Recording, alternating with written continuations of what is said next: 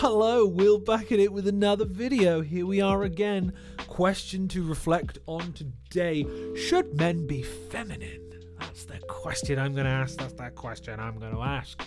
So, I'm Will. Hi, I'm from the UK. I like to think about things, like to have feelings, right? And some people might be like, well, that's kind of feminine, isn't it? Feelings are emotions, and emotions are things girls have. So, I'm going to talk about that. I think that men and women are both masculine and feminine, and I often joke that like I'm basically I have a very feminine mind in a lot of respects. I'm very creatively orientated. I engage in emotions a lot.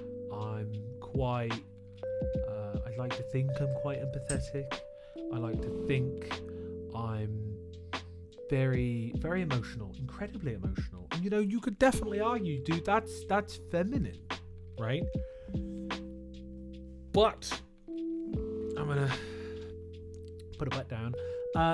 That's a good thing, man. Men and women exist both for a reason, and both have feminine and masculine aspects, and that's really cool. That's a blessing that we can like draw from these like different angles and perspectives on how we process the world. Being a practical dude, that's not really me. I'm more metaphysical and emotional. But practical stuff is awesome because we can build physical things that have utility and help people, and make all of our lives better. Invent solutions. There's value to that. Also, on the feminine side, sometimes we don't need to solve things. We need to just be. We need to just feel things, I went and had a new therapist recently, session. And for me, it was really different gear. And we were focusing on lots of, focusing on stuff. And I guess something I realized in that was I know there are very feminine aspects of my personality, but I feel shame about that. And I'm making this video in part to challenge my own shame around my feminine aspects. Because I think I would argue that I have probably a lot of femininity in my psyche. And I think I reject that a lot. I think a lot because when, if you were a boy, if you were a guy growing up in the 2000s, which I was, okay, being gay was a death sentence. Being feminine was punishable by social ridicule relentlessly. And I always stood against that, I felt, because I have a bunch of friends who are kinds of LGBT. I'm so here for that, man. I got no problems with any kinds of different sexualities people got. Whatever it is, whatever gender you are, that's all kosher. That's cool as hell, man. I love different ways in exploring and representing your understanding of yourself through different gender prisms. I think that's pretty sick. I think there's some really cool artistry in RuPaul's Drag Race. I think that's cool as hell. I watched loads of RuPaul's Drag Race with one of my ex-girlfriend years and years ago. Watched loads of it. And I was like, damn, these fellas are talented. They are artistic. They can pull off these looks. They can bring some attitude and personality. Damn, let's go. I've always been very pro-drag. I think it's cool as hell. But I'm never allowed to do it. I'm never allowed to do it, guys. And I think it's because I haven't fully accepted my feminine vibes, right? I feel like, yeah, there's some shame there. There's some disgust. There's some, well, if I am that way, I don't even know if I am that way. But I feel that if I was that way, there would be judgment. And I would have fewer opportunities, and I would have fewer social opportunities. I think it's about being like a loud rebel, okay, and being like, this is what I'm about, this is what I stand for. Sorry, people this way, it's a no from me. People that way, it's a yes from me. I find that really hard. I feel like I straddle lines a lot, And I was watching the new Green Party leader, Zach Polanski, and he was with the new Gordon and Denton rep, the candidate, the Green candidate for Gordon and Denton, with this by-election that's coming up, this local election. And she's running for MP, this Hannah lady. And she's so working class and so down to earth. And her and Zach had a lovely little chat, and they were talking about dogs. And they both had a little tear. They were a little sensitive tear. I'm even getting a little emotional thinking about it. And it was so beautiful.